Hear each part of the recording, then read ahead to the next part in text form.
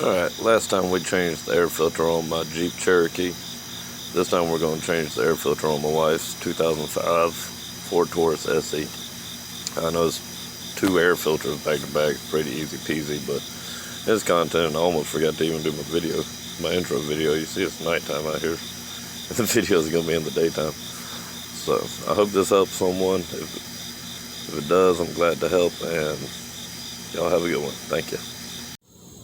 Alright, we already did the air filter on the Jeep. We got to do a little bit of work on business's car. So this is a 05 Ford Taurus SE air filter. Simple fixes. Just two clamps right there. I believe it's just the two.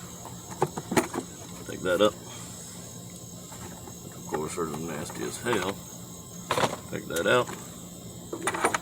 Make sure to clean all the dead butterflies and junk out so you don't get them in your engine.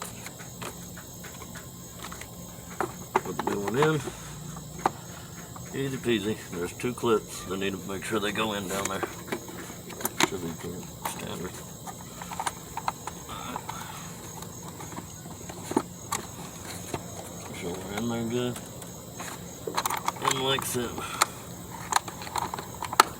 That's it.